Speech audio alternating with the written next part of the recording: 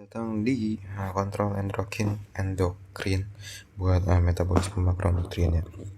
Jadi di sini ya semua yang akan kita bahas, nggak semua sih, pasti ada yang lewat sesuatu. Jadi di sini kita akan membahas ini ya. Kalau misal ada fat state dan fasting state-nya gitu. Kok gini sih bentuknya? Fat state dan fasting state. Nah, pada saat kita fat state itu yang muncul adalah insulin. Sedangkan pada fasting state itu yang muncul adalah glukagon. Oke, kalau pada fase fat state fungsinya adalah penyimpanan atau anabolisme atau pembentukan. Kalau untuk fasting state fungsi utamanya adalah tujuan utamanya adalah untuk pemecahan atau katabolisme. Oke, kita akan membentuk apa anabolismenya? Kita akan membentuk glikogen, kita akan membentuk protein, dan kita akan membentuk simpanan lemak triacylglycerol. Sedangkan untuk katabolismenya kita akan memecah apa? Kita akan memecah glikogen ya. Lalu kita akan memecah protein dan kita akan memecah TAG. Protein jadi apa? Dia jadi asam amino dan nanti jadi glukosa. Glikogen kita pecah menjadi apa? Jadi glukosa. Ya. Triacylglycerol kita pecah menjadi gliserol, yang mana gliserolnya ini langsung jadi, gak langsung sih, nanti jadi glukosa. Sedangkan lalu ada fatty acid yang fungsinya nanti melalui beta oksidasi bisa menjadi benda keton atau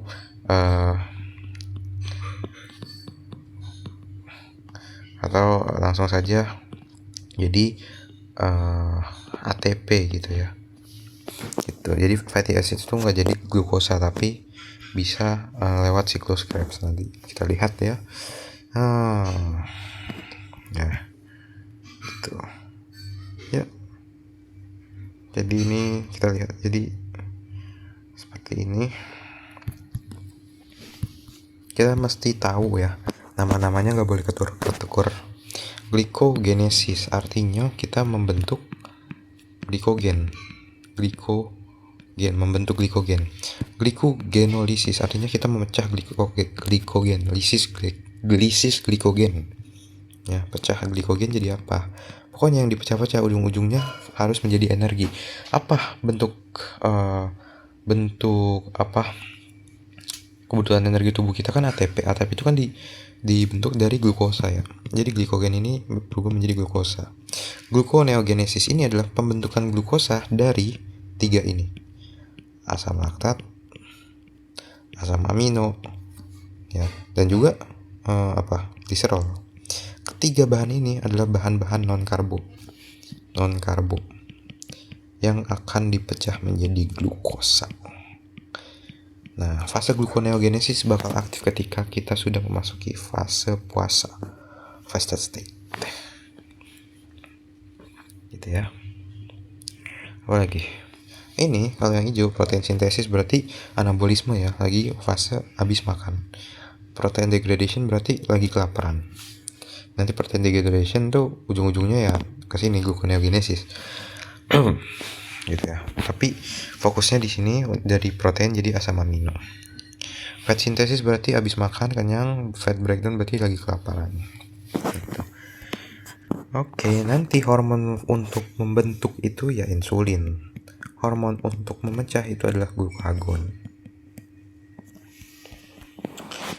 Oke.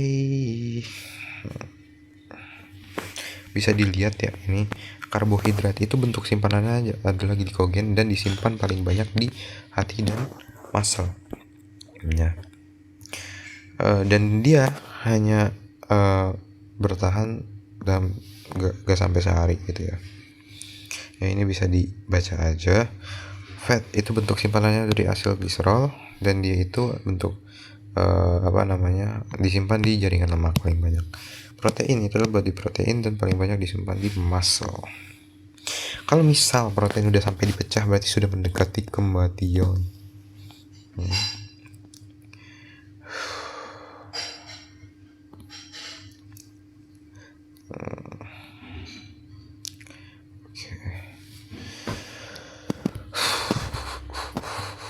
Nah, ini adalah fat state. Jadi pokoknya asam amino, glukosa, fatty acids itu semuanya udah diserap dari usus halus ke pembuluh darah ya, ke aliran darah, sehingga kadar aliran darah itu ya dari ketiga molekul ini banyak, tinggi gitu ya. Kita perhatikan kalau di glukosa itu nanti dipakai untuk apa? Oksidasi sel ya, untuk pembentukan ATP. Asam amino juga bisa untuk membentuk ATP, tetapi dia tuh harus di apa dulu? Ada yang dibuang menjadi urea, berarti ini adalah hasil dari siklus urea ya. Sorry kalau salah, gak baca yang siklus urea waktu. Nah, lalu amino asid ini juga bisa jadi bahan bakar gitu. Fatty acids, oh ini adalah dalam bentuk simpanannya. Kalau ini ya, di pembuluh darah. Ini kalau disimpan nih asam amino jadi protein, glukosa kalau disimpan jadi glikogen, fatty acid kalau disimpan jadi TAG. Nanti kalau misal dia itu harus dipecah, dia tuh semuanya pada menuju sini ya, pembentukan energi. Langsung aja deh ya ke, nah ini adalah sel, bukan sel insulin ya, sel beta pankreas. Dia adalah sel yang mensekresikan insulin. Bagaimana mekanismenya? Ketika di darah tuh glukosanya naik ya, nanti ada glukosa yang masuk ke dalam sel beta pankreas lewat GLUT2. Masuknya glukosa ini ya bakal melalui proses pembentukan ATP ya, yaitu respirasi. Pokoknya proses pembentukan ATP, entah itu glikolisis atau respirasi aerobik. Pokoknya ATP-nya ini kalau misal glukosanya masuk banyak, berarti ATP yang dihasilkan banyak. Kalau ATP yang dihasilkan banyak, si kanal kalium ini bakal tertutup. Kanal kalium yang tertutup ini menyebabkan depolarisasi, dan depolarisasi ini menyebabkan kalsium itu masuk ke dalam sel dan memicu eksositosis gitu. Selain itu, jalur lain seperti asetilkolin atau CCK dia bakal menempel pada sebuah reseptor G stimulator ya. G stimulator di sel beta pankreas. Tapi di sini kenapa G stimulator dia ininya aktifnya PLC, entah, kemungkinan apa ini salah tulis atau apa ya, silahkan tulis di kolom komentar. Tapi biasanya kalau pakai fosfolipase C itu GQ ya. Fosfolipase C aktif, dia tuh bakal mecah PIP2 menjadi IP3 dan DAG. Nanti mereka tuh bakal aktifin protein kinase C dan bakal memfosforilasi kanal kalsium, sehingga pokoknya ujung-ujungnya kanal kalsium intrasel tuh naik dan menyebabkan eksositosis ya. Nah, oke. Itu nih. Pokoknya intinya kalau karbohidratnya banyak, makan karbohidrat banyak, glukosa darah makin banyak, sehingga memicu pelepasan insulin. Udah gitu aja, udah cukup. Selanjutnya ini adalah sel alfa pankreas. Dia itu sekresi glukagon ya. Nah, caranya gimana? Ketika glukosa tuh nggak ada yang masuk ke dalam sel alfa pankreas, sehingga pembentukan ATP-nya turun. Tapi di sini ATP yang turun memicu penutupan kanal K+ juga ya, sehingga memicu depolarisasi juga. Hasil dari depolarisasi ini akan memicu kalsium itu masuk, dan kalsium masuk menyebabkan eksositosis glukagon tuh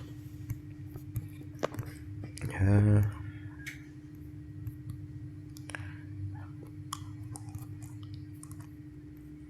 Sekarang kita akan bahas metabolisme karbohidrat seperti apa ya. Jadi kalau metabolisme karbohidrat itu glukosa kan yang diserap. Glukosa nanti dia tuh bakal dioksidasi ya, melewati siklus Krebs dan juga rantai transport elektron menjadi energi. Selanjutnya ini adalah disimpan menjadi glikogen, dan kelebihan glukosa yang udah gak bisa disimpan jadi glikogen, dia bakal ditransfer ke asam lemak menjadi triacylglycerol ya. Selanjutnya ini akan sintesis lain-lain. Caranya ada nih. Nah, ini gambar inilah gitu ya. glukosa nih, glukosa dari luar masuk dia ke dalam ini sel, ini hati ya. Kenapa hati? Karena ini ada tulisan ini, glukosa 6 fosfatase adalah liver only ya. Jadi nanti glukosa 6 fosfatase ini adalah yang menyebabkan sebuah bentuk molekul itu bisa diubah menjadi glukosa lagi dan dilepas ke dalam darah, sehingga sesuatu yang mau diubah jadi glukosa lagi harus dibawa ke hati gitu ya. Karena glukosa 6 fosfatase itu cuma ada di hati. Nah, glukosa ini kan masuk nanti dengan heksokinase ini ya, si glukosa ini bakal dikasih fosfat menjadi glukosa 6 fosfat. Kenapa dikasih fosfat? Ibaratnya dia kayak dikasih kunci supaya nggak bisa keluar lagi ya, supaya nggak bisa keluar lagi. Glukosa 6 fosfat nanti dia tuh bakal melalui glikolisis terlebih dahulu kan. Ada yang menjadi glikolisis dan ada yang disimpan menjadi glikogenesis gitu. Glikolisis gimana ya? Glikolisis berarti dia ujungnya jadi piruvat ya. Bisa kok di peta konsep kalian bikin kayak glukosa ya, terus glikolisis, langsung tulis piruvat, boleh aja, nggak masalah, nggak harus ininya, nggak perlu itu, kemungkinan, nggak tahu juga sih. Nah, glukosa 6 fosfat nanti diubah jadi piruvat. Nah, nanti jadi piruvat ini bakal diubah dulu ya menjadi, itu bakal masuk siklus Krebs bersama dengan oksalasetat. Dia itu akan memutari siklus Krebs gitu, dan nanti dari hasil siklus Krebs itu akan dihasilkan NADH dan FADH2. Mereka berdua ini adalah molekul pembawa elektron ya, pembawa elektron, yang mana nanti pembawa elektron ini berfungsi banget buat di rantai transport elektron. Bersama dengan oksigen, mereka berdua nanti bakal menghasilkan banyak ATP lah pokoknya gitu ya. Jadi intinya kalau misal dia masuk ke proses glikolisis itu pokoknya ujungnya sampai piruvat aja ya. Glikolisis itu sampai piruvat aja. Kalau udah masuk siklus Krebs dan rantai transport elektron, berarti namanya udah proses respirasi aerobik gitu ya. Tuh. Ya kan. Nah, piruvat kalau misal dia nggak ada oksigen, dia tuh bisa melalui siklus Krebs kalau ada oksigen. Kalau nggak ada oksigen, dia tuh bakal diubah menjadi laktat gitu ya. Laktat ya itu kalau nggak ada oksigen gitu. Tapi kita nggak bahas itu. Sekarang glukosa 6 fosfat kalau udah di sini tadi, setelah melalui glikolisis ada jalur satu lagi. Jadi dia ada 2 jalur ya. Yang pertama glikolisis langsung jadi energi, yang kedua disimpan menjadi glikogen dengan cara dijadiin glukosa 1 fosfat dan dijadiin glikogen. Udah disimpan gitu ya. Oke. Lalu apalagi nih ya, lemak tuh penyimpanannya sudah ada. Lemak itu dibagi 2 nanti ya, eksogenes dan endogenes. Maksudnya bukan jenis lemaknya tapi jenis transportasinya, jenis peredarannya tuh dalam bentuk apa gitu. Kalau exogenous pathway ini adalah lemak yang berasal dari makanan dari luar. Nanti di sel enterosit dia tuh bakal diubah menjadi kilomikron. Nah, bentuk kilomikron ini adalah bentuk exogenous pathway. Sedangkan nanti di hati itu dia tuh bakal dibawa ke jaringan lemak kan. Tapi kalau udah nyampe hati dia tuh bakal dimodifikasi menjadi VLDL. Nantilah baru dia tuh diedarkan ke jaringan-jaringan tubuh buat disimpan gitu-gitulah ya. VLDL itu lama-lama kan terdegradasi dan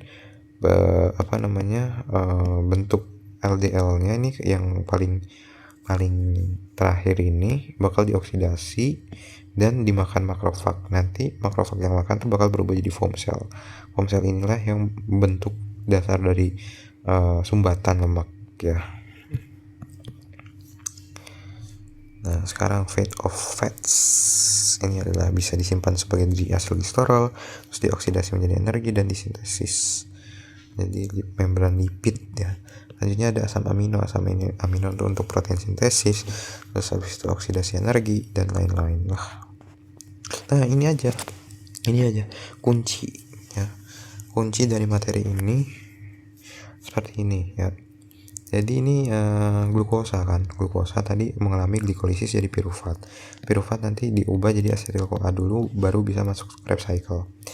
Terus habis itu pas sudah masuk Krebs cycle dia masuk ke fosforilasi ke rantai transfer elektron ya. Pokoknya dari Krebs cycle sampai sini nih, kalau ada oksigen ada oxidative phosphorylation menghasilkan ATP ya. Jadi glukosa menghasilkan ATP, caranya kayak gitu ya.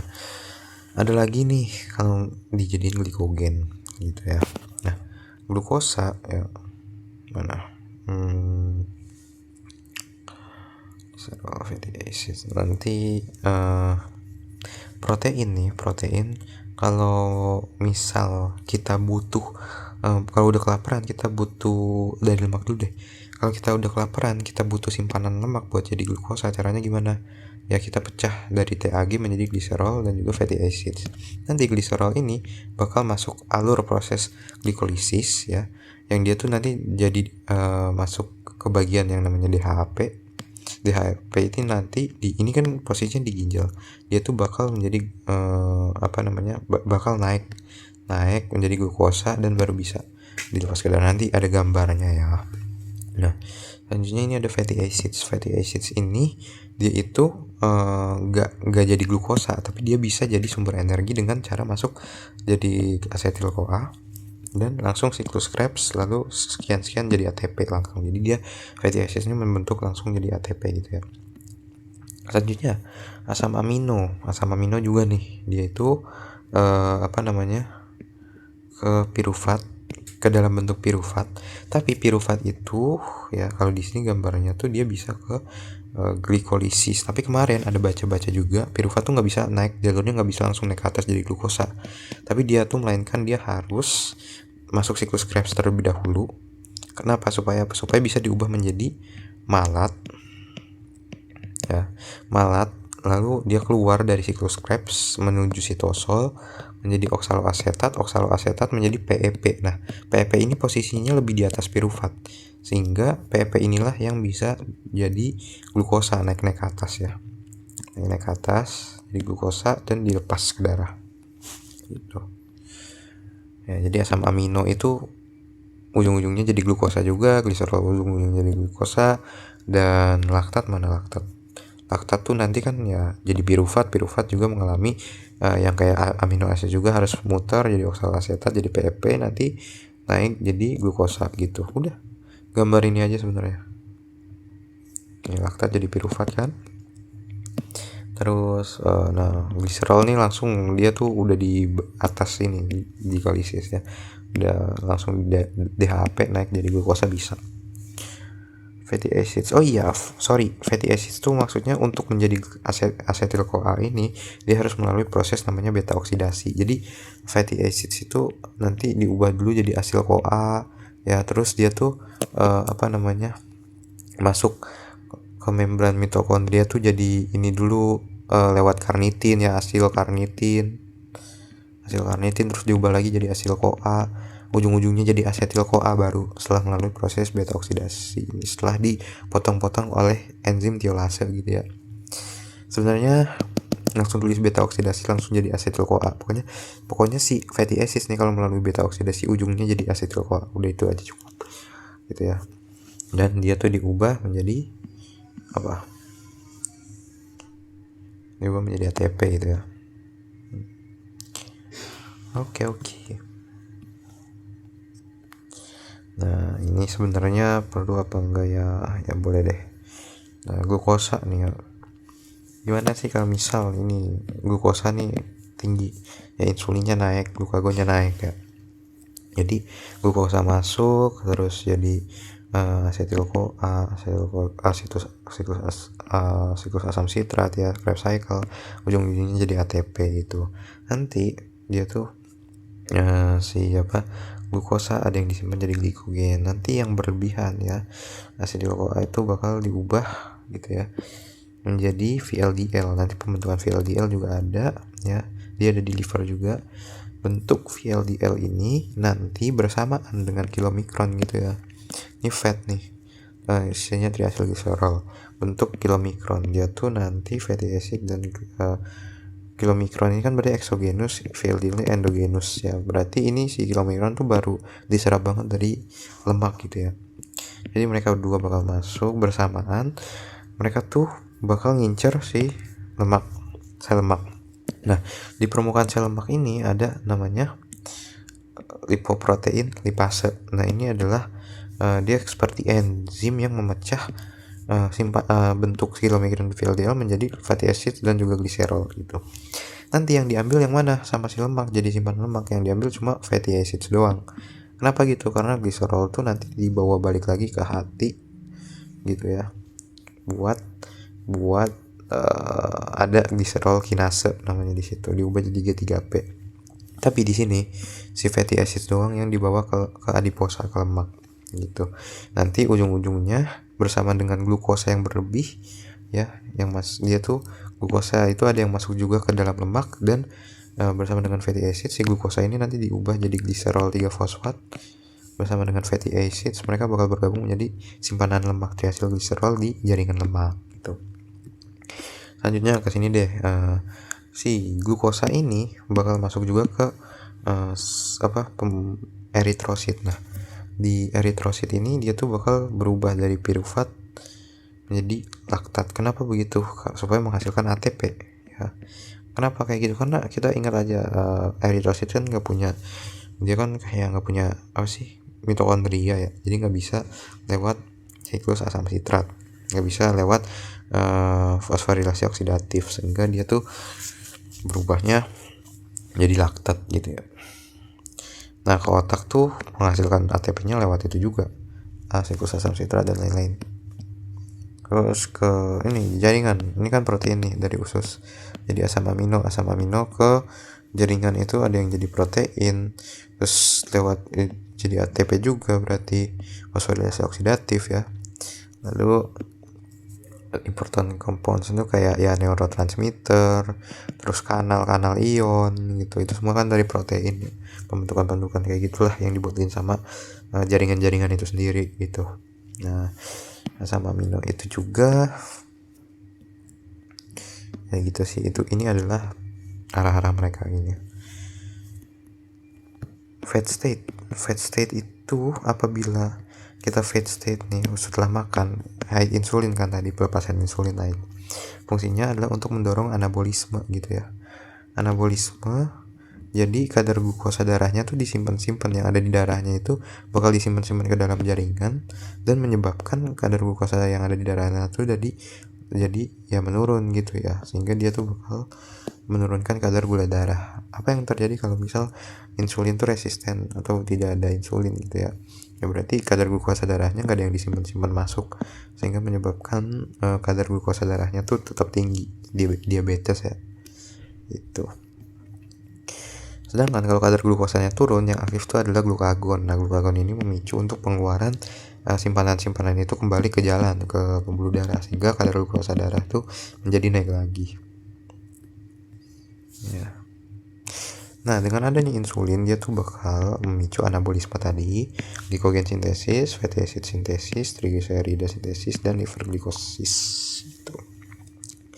Lalu selanjutnya yang glucagon release ini bakal meningkatkan glucogenolisis, gluconeogenesis, lipolisis, dan liver glikolisis gitu jauh ya.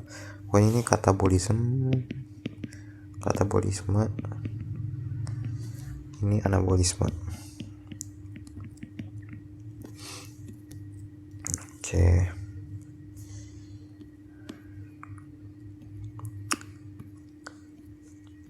Nah, gambar lagi itu udah lah ya. Jadi apa sih sebenarnya fungsi insulin itu dalam memasukin glukosa itu? Jadi sebenarnya di sini insulin nih secara fisik gitu ya, nggak fisik juga ya. Secara fisik nanti insulin itu insulin tuh bakal meningkatkan GLUT4, di mana di otot skeletal dan juga jaringan lemak ya. Otot skeletal dan jaringan lemak. Jadi ini gambarnya ada di otot skeletal dan juga jaringan lemak. Di sini ada reseptor insulin. Jadi insulin nanti nempel sama reseptor ini. Ini adalah reseptor tirosin kinase yang bikin kalau dia nempel tuh si tirosin kinase tuh si tirosin tuh bakal nempel dan menyebabkan apa tuh lupa. Pokoknya mengaktifkan PI3 kinase. Nah, PI3K yang aktif ini nanti dia akan membuat bentuk simpanan kanal GLUT4 di dalam sel itu menjadi naik dan nempel ke membran sel sehingga glukosa tuh kanal buat masuk ke dalam jaringannya jadi makin banyak. Itulah yang menyebabkan simpanannya itu simpanan glukosa tuh meningkat gitu ya. Itu secara fisik. Ya, ini internalisasi itu terjadi ketika glukosa tuh udah nggak nempel dari insulin reseptor, yang artinya glukosanya glukosa insulin udah nggak nempel sama reseptornya sehingga menyebabkan internalisasi balik lagi ke dalam bentuk sini ya. Itu ketika udah lapar nih ya. Nih PI3 kinasa mengaktifkan AKT nya ini yang bakal mengaktifkan ini nih yang ini nih GLUT4 itu si apa sih namanya yang ungu. Nah ini juga apabila ada aktivitas fisik dia tuh bakal memicu serangkaian aktivasi seperti ini ya. ATP kan kalau misal ada aktivitas fisik ATP nya kan kadar ATP turun karena dipakai sama kontraksi otot kan, sehingga menyebabkan kadar AMP nya meningkat. Kadar AMP yang meningkat menyebabkan rasio AMP dan ATP itu naik.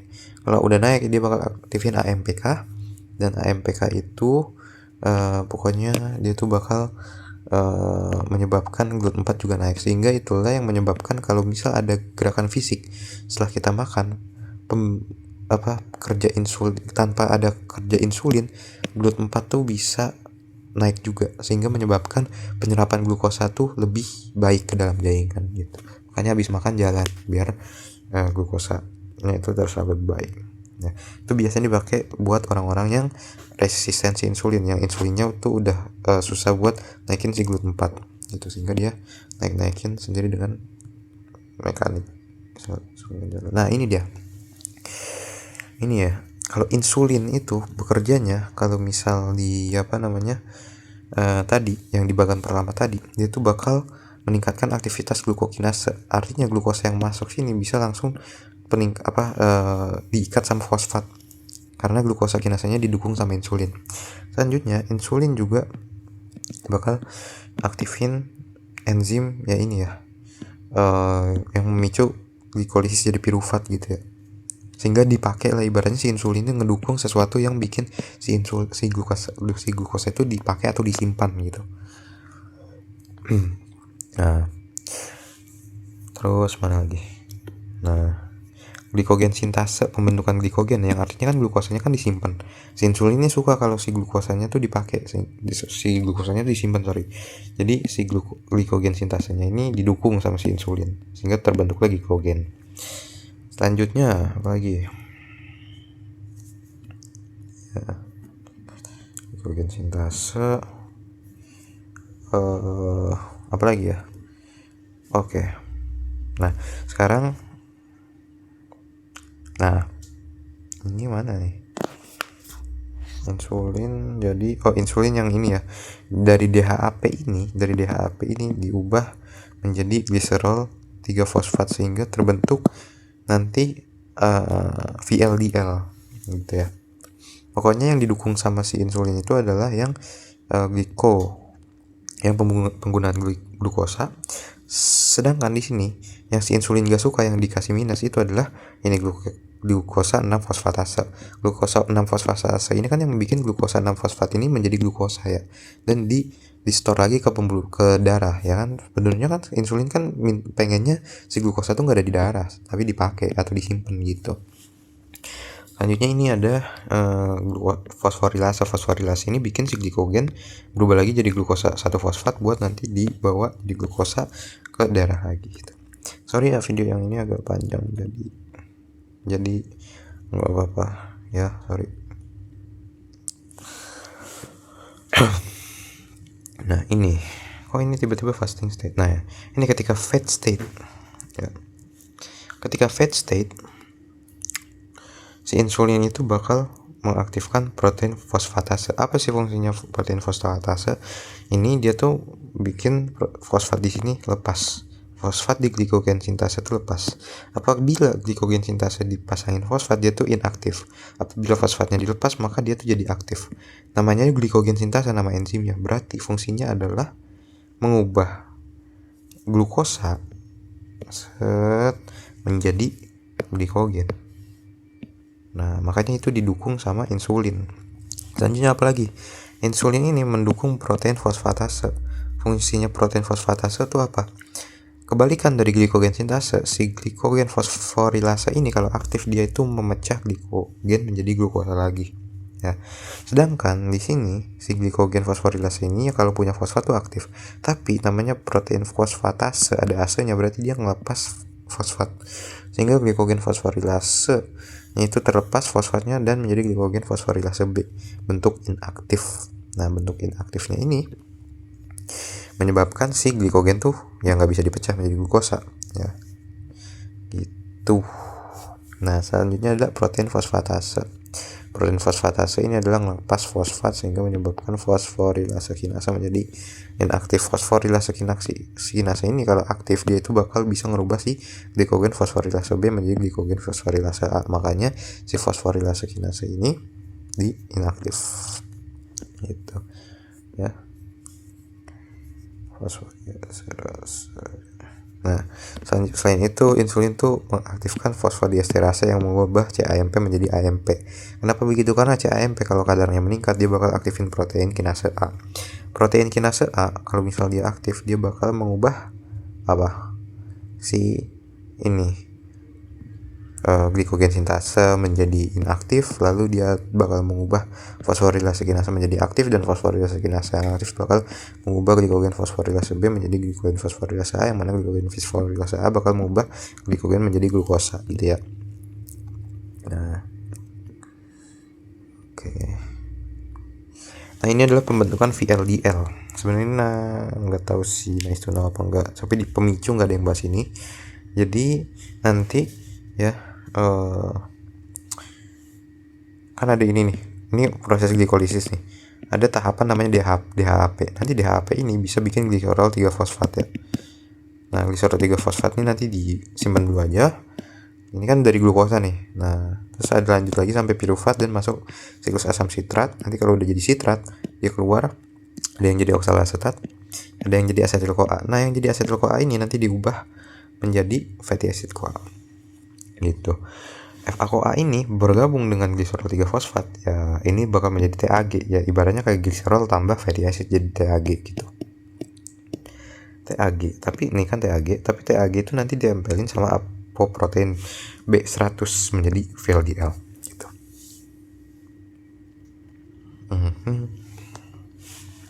Selanjutnya sintesis of triacylglycerol.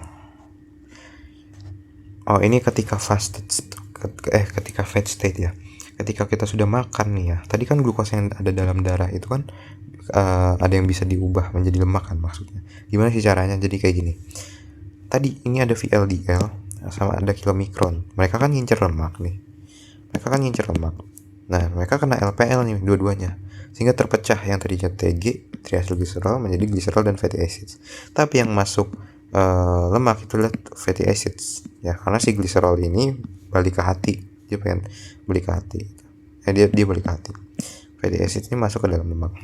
Selanjutnya glukosa yang masuk ke dalam lemak itu tadi glukosa ini menjalani glikolisis sampai ke tahap DHP ini menjadi gliserol 3 fosfat ya tadi, dan fatty acids ini masuk dan menjadi fatty acid CoA. Nah, gabungan antara gliserol 3 fosfat dan fatty acid CoA ini menjadi triacylglycerol. Udah gitu.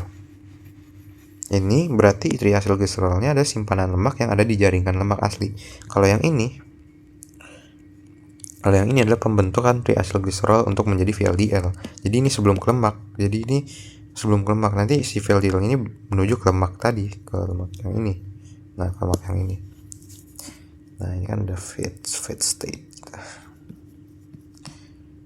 Nah, ini nggak perlu dibahas. Nah, nanti ini gliserol, kenapa dia ke hati? Karena di hati itu ada yang namanya gliserol kinase ya, yang bakal nambahin fosfat ke gliserol menjadi gliserol 3 fosfat ya. Gliserol 3 fosfat nih di hati, gliserol 3 fosfat ini bersamaan dengan fatty acid tadi menjadi diacylglycerol dan juga jadi ubah lagi jadi TAG gitu ya, jadi VLDL gitu kan gitu. Karena kalau di hati gak mungkin nyimpan lemak, jadi pembentukan triacylglycerol ini untuk membentuk VLDL lagi untuk kesini lagi. Jadi dengan adanya gliserol yang gak ke hati sini, gak ke lemak sini tapi balik lagi ke hati, itu menyebabkan VLDL tuh ada terus tuh. Ini sekarang udah masuk fasting state ya. Kalau fasting state, oke, next video dan fasting.